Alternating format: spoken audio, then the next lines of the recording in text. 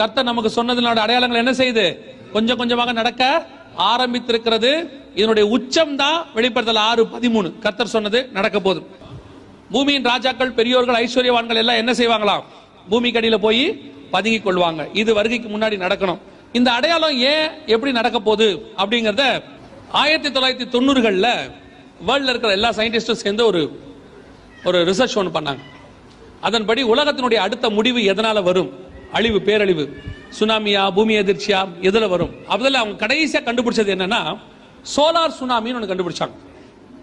இதாவது சோலார் சுனாமினா என்ன அப்படின்னு கேட்டா, சூரியனுடைய மேல் பரப்புல சின்ன ஓட்டைகள் உருவாகிருக்கு, பிளாக் ஹோல்ஸ் அப்படின்னு சொல்லுவாங்க.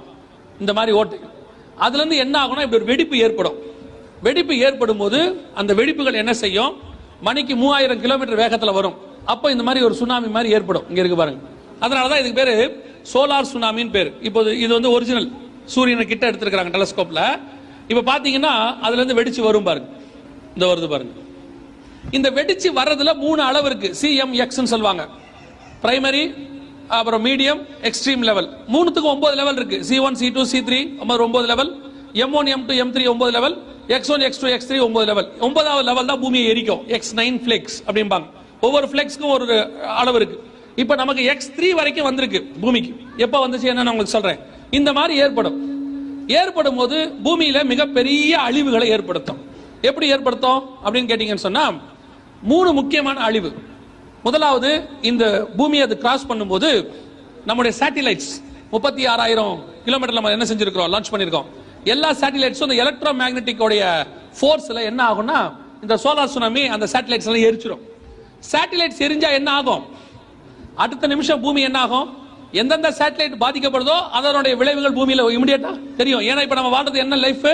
Satellite based life. உங்களுடைய செல்போன், ATM மிஷின், உங்க டிவி, உங்க ரேடியோ, அப்புறம் நீங்க யூஸ் பண்ற விமானங்கள் அத்தனையும் எதை பேஸ் பண்ணி தான் இருக்கு?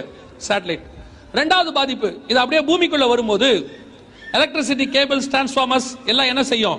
வெடிச்சு செதறிடும். ஏன்னா இதோட உஷ்ணம் வந்து பூமியை கிராஸ் பண்ணும்போது 10,000 டிகிரி ஃபாரன்ஹீட்டா இருக்குமா சூரியன். பூமி கிட்ட வரும்போது நம்ம நார்மலா இருக்கிறத விட 100 மடங்கு எக்ஸ்ட்ரா வருமா.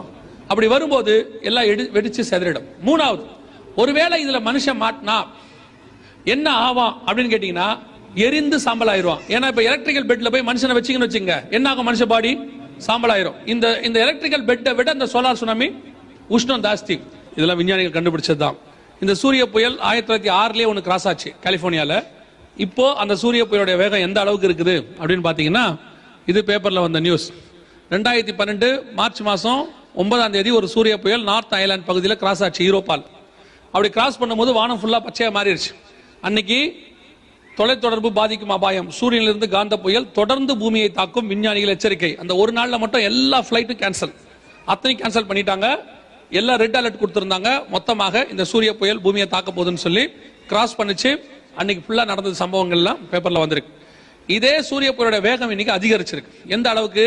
இது 2016ல வந்த செய்தி. நவம்பர் மாசம் காஸ்மிக் கதிர்வீச்சு அதிகரித்ததால், பூமியின் காந்தபுலத்தில் வெடிப்பு அதிகரித்ததால் டிரான்ஸ்பார்மர்கள் வெடித்து சிதறும் அபாயம். இது செகண்ட் ஸ்டேஜ்.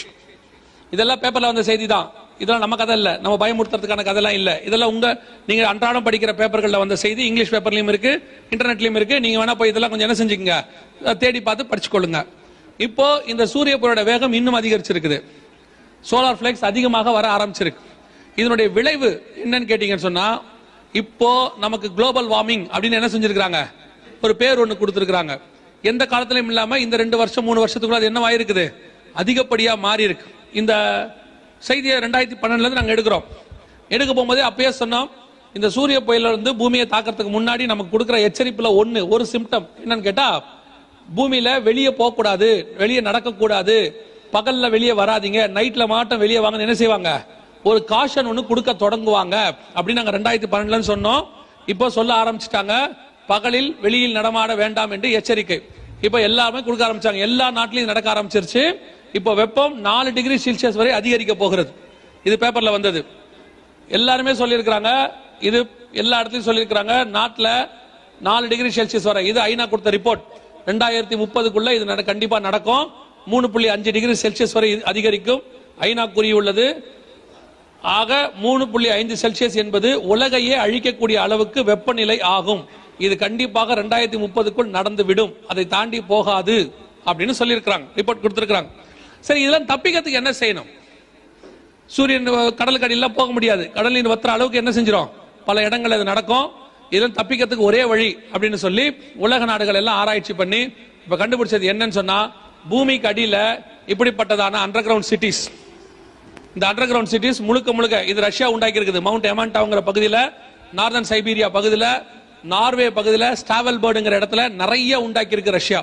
ஒவ்வொரு குகையிலையும் 10,000 பேர் தங்க வைக்க முடியும். நீங்க போய் அண்டர் கிரவுண்ட் சிட்டிஸ் போட்டு பாருங்க, இல்ல சோலார் சுனாமிக்கு ரெஃப்யூஜஸ் போட்டு பாருங்க, அதுக்கான எல்லா அடையாளங்களும் கொடுத்திருப்பாங்க. இது ரஷ்யா உண்டாக்கி இருக்கு. இது அமெரிக்கா 2341 அடிக்கு கீழே டீப் அண்டர் கிரவுண்ட் மிலிட்டரி பேஸ்ங்கிற பேர்ல 100 அண்டர் கிரவுண்ட் சிட்டி அமெரிக்கா உண்டாக்கி இருக்கு. எல்லா இடத்திலும் டென்வர் ஏர்போர்ட் கீழே ஒரு சிட்டியே உண்டாக்கி இருக்கிறாங்க. இப்போ இதுல கீழே போறவங்க எல்லாத்துக்கான ஐடி கார்டு வரைக்கும் கொடுக்க ஆரம்பிச்சிட்டாங்க. இது நடந்துகிட்டு இருக்கு, அமெரிக்கால நடக்குது. இந்த 2341 அடிக்கு கீழே எப்படி போறதுக்குன்னா கீழே ட்ரெயின் வரைக்கும் போட்டிருக்காங்க. அதுக்கு பேரு நோவா ரயில்னு பேர். எத்தனையோ செகண்ட்ல அது கீழே போகும். அந்த ட்ரெயின் ட்ராக் எல்லாம் காட்டுவாங்க பாருங்க. கீழேயே ஒரு நகரம் உண்டாக்கி இருக்கிறாங்க. இங்க இருக்கு அது பாருங்க, இதான் அந்த என்ட்ரன்ஸ். பூமிக்கு அடியில வெளிப்பாடு 6:15 பூமிக்கு அடியில உண்டாக்குவாங்க, நடந்துருச்சு, நம்ம கண்ணுக்கு முன்னாடி நடக்குது. ஆல் ஓவர் த வேர்ல்ட் எல்லா நாடும் செஞ்சிருக்கு. இது நீங்க பாக்குறது அமெரிக்காவது. இது அதோட என்ட்ரன்ஸ் டோரு. கீழே போறதுக்கான உங்களுக்கு அந்த ட்ரெயின் ட்ராக் எல்லாத்தையும் காட்டுவாங்க பாருங்க. இதான் அது. கீழேயே விவசாயம் நடக்குது, கீழேயே ஒரு சிட்டியே இருக்கு. கீழே வண்டி ஓடி டிராபிக் லைட்ஸோட கீழே ஒரு 1000-2000 அடிக்கு கீழே ஒரு சிட்டியே உண்டாக்கி இருக்கிறாங்க. இது அமெரிக்கா உண்டாக்குனது. இதான் அந்த நோவா ரயில் அப்படின்னு சொல்லக்கூடியது. எல்லா பாருங்க கீழே இது ஊரு சிட்டி, எல்லா நாடும் செஞ்சிருக்கு. இது அமெரிக்காவது. இது நார்வே ஸ்டாவல்பர்டுங்கிற இடத்துல நார்வே செஞ்சிருக்குது. பின்னாடி தெரியுது பாருங்க, 20 லட்சம் பேர் தங்கலாம் அதுல. நீங்க யூஎஸ்க்கு போகும்போது நார்வே வழியா ஃபிளைட் போகும்போது பாத்தீங்கன்னு சொன்னா இது தெரியும் உங்களுக்கு, ஃபிளைட்ல இருந்து பார்க்கும்போதே தெரியும். கீழே தெரியுது பாருங்க, உலகத்தில் இருக்கிற எல்லா மரம் செடி கொடி அத்தனையினுடைய வெதர் சாம்பிள் இது உள்ள இருக்கு. குளோபல் சீட் ஃபெர்டிலைசேஷன் சொல்லுவாங்க, இது உள்ள இருக்கு. இதுல 20 லட்சம் பேர் என்ன செய்யலாம், தங்கறதுக்கான ஏற்பாடுகளையும் பண்ணி வச்சிருக்காங்க. நார்வே அரசாங்கம் 2012 பண்ணிருச்சு. இப்ப இந்த மாதிரி இன்னும் நிறைய உண்டாக்கி இருக்கிறாங்க ரஷ்யாவுடைய துணையோட. முழுக்க முழுக்க இது ஏன் இவ்வளவு உண்டாக்குறாங்க, என்ன ரீசனுக்காக, ஏன் திடீர்னு எல்லா மரம் செடி கொடியோட சாம்பிளை கொண்டு போறாங்க? பைபிள் தெளிவா சொல்லுது 8ஆம் அதிகாரம் 7ஆம் வசனத்துல, 3 1 பங்கு மரம் செடி கொடி எல்லாம் வெந்து போயிடுச்சு. இதெல்லாம் எரிஞ்சு போறதுனால திருப்பி உண்டாக்குறதுக்கு என்ன செய்யறாங்க, அதுக்கான சாம்பிள்ஸை கொண்டு போய் வச்சிருக்காங்க. இது நார்வே உண்டாக்குனது. யார் யார் எவ்வளவு உண்டாக்கி இருக்கிறாங்க எல்லாம் இங்க இருக்கு. எல்லா நாடும் செஞ்சாச்சு. கர்த்தர் சொன்னபடியே மிக துல்லியமாய். இது பாருங்க, இது தனியார் நிறுவனங்கள், அங்க சுயாதீனர்னு இருக்கும். இது பேரு சிலோஹோம் அப்படிங்கிற செய்யறாங்க. கீழேயே அண்டர் கிரவுண்ட் சிட்டி உருவாக்குறாங்க. இது விவாஸ், இது ஒரு ரஷ்ய நிறுவனம். 1500 அடிக்கு கீழே நிறைய வீடுகள் கட்டி இருக்கிறாங்க. 1500 அடிக்கு கீழே. இது அப்படியே கீழே போகும் பாருங்களேன், அப்படியே போகுது பாருங்க. 1500 அடி கீழே போகும். தேவையான ஆக்சிஜன்ல இருந்து எல்லாம் கீழே ரெடி, அப்படியே கீழே போயிட்டே இருக்கும். எல்லா நாடும் பண்ணிருக்கு, அத்தனை நாடும் செஞ்சு வச்சிருக்குது.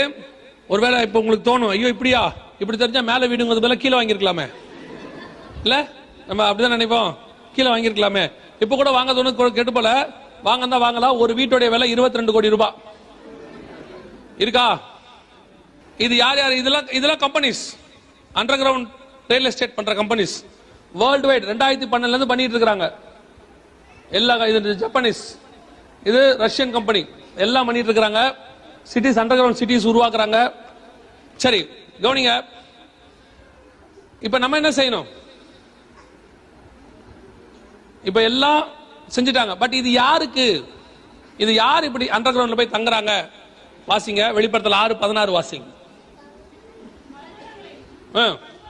பர்வதங்களையும் கண்மலைகளையும் நோக்கி நீங்கள் எங்கள் மேல் விழுந்து, அதாவது உலகத்தின் அழிவு வந்து விட்டதுன்னு சொல்லி எல்லாரும் எங்க போய் பதுங்கிக்கிறாங்களாம்? அண்டர் கிரவுண்ட்ல. யார் போறது அப்படின்னு கேட்டீங்கன்னா, சிங்காசனத்து மேல் வீற்றுக்களுடைய முகத்திற்கும் ஆட்டுக்குட்டியானுடைய கோபத்திற்கும் பயங்கரம் தான் கீழே போறான். சிங்காசனத்து மேல் வீற்றிருக்கிறவர்னா பிதாவாகிய தேவன். யார் அவரை பார்க்க முடியாது? பரிசுத்தம் இல்லாமல் ஒருவனும் தேவனை தரிசிக்க முடியாது. யார் ஆட்டுக்குட்டியானவரை பார்க்க முடியாது? மனுஷகுமாரன் வரும்போது விசுவாசத்தை காண்பாரோ. அப்போ விசுவாசம் இல்லாதவன், பரிசுத்தம் இல்லாதவன், வருகையில நம்பிக்கை இல்லாதவன், இவன் தான் எங்க போவான்? அங்க போவான். அப்ப எல்லாருக்கும் இதை உண்டாக்க முடியுமா? முடியாது. இது யாருக்காக உண்டாக்கப்பட்டது? இந்த மாதிரி பயந்து அடுத்த 7 வருஷம் உபத்திரவ காலத்துல அந்திக்கும் சாட்சியில் இருக்கிறவங்களுக்கு தான் அது. ஆனா அதே வேளையில இவங்க ஒரு கூட்டம் அண்டர் கிரவுண்டுக்கு போகுது, சிங்காசன வீட்டுடைய முகத்தையும் ஆட்டுக்குட்டியானவருடைய முகத்தையும் பார்க்க முடியாம ஒரு கூட்டம் கீழே போகுது. அதே வேளையில இந்த 2 பேரை பார்க்கறதுக்கு ஒரு கூட்டம் மேல போயிருச்சு.